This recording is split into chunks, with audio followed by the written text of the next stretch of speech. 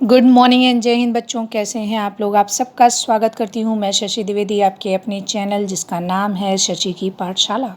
और आज हम लोग सुनेंगे एक कहानी जो कि कक्षा 4 की मेधा से ली गई है और इस कहानी का शीर्षक है एकता में बल।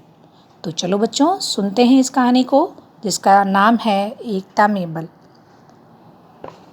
किसी गांव में एक किसान रहता था। उसके 4 बेटे थे। वे हमेशा आपस में लड़ाई झगड़ा करते रहते थे। पिता ने उन्हें कई बार समझाया लेकिन उन पर कोई असर नहीं हुआ। अचानक किसान बहुत बीमार हो गया। कई चिकित्सकों ने उसका इलाज किया लेकिन किसान ठीक न हुआ। किसान को लगा कि अब उसका अंतिम समय निकट आ गया है। उसने चारों बेटों को बुलाया और समझाया और कहा, बेटा, मेरी तबीयत बहुत खराब रहती है। अब तुम लोग कुछ काम करना शुरू कर दो। बेटों को समझाने के लिए किसान ने एक उपाय सोचा। उसने बेटों से कहा, आओ तुम चारों लकड़ियों का एक गट्ठर जब लकड़ियों का गट्ठर लेकर चारों बेटे आ गए तो उसने बेटों से कहा, अब तुम लोग एक एक करके लकड़ियों का गट्ठर तोड़ दो। परंतु कोई भी लड़का गट्ठर को तोड़ नहीं सका। फिर किसान ने गट्ठर खोल दिया और उन्हें एक एक लकड़ी देकर उसे तोड़ने के लिए कहा। सभी ने बहुत आसानी से लकड़ी तोड़ दी। तब किसान ने कहा, यदि तुम लोग मिलजुल कर रहोगे तो तुम्हें कोई भी हानि नहीं पहुंचा सकेगा। अलग अलग रहोगे तो इन लकड़ियों की तरह टूट जाओगे। तुम्हें सब डरा सकेंगे। सब तुम्हारे अंदर की कमी जान जाएंगे और तुम्हें परेशान करेंगे अलग अलग रहोगे तो। और अगर साथ में रहे तो तुम एक ताकत बन जाओगे और तुम्हें कोई नहीं हरा सकेगा।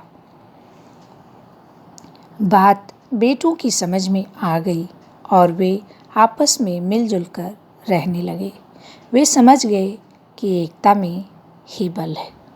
तो बच्चों, कैसी है कहानी एकता में बल।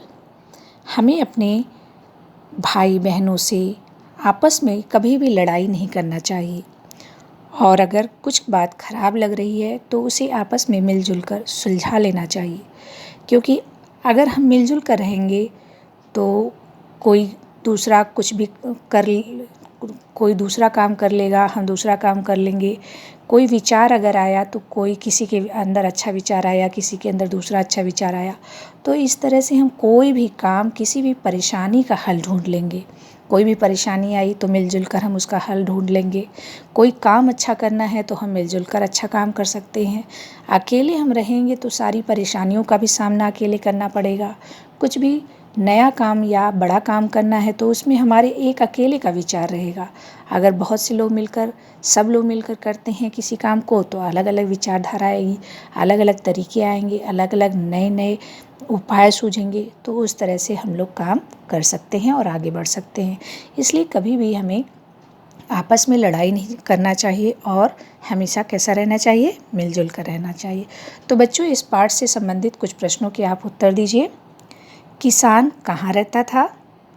उसके चारों बेटों के मध्य कैसे रिश्ते थे? किसान के कितने बेटे थे? बेटों को समझाने के लिए किसान ने क्या उपाय सोचा? किसान के बेटे गट्ठर को क्यों नहीं तोड़ पाए?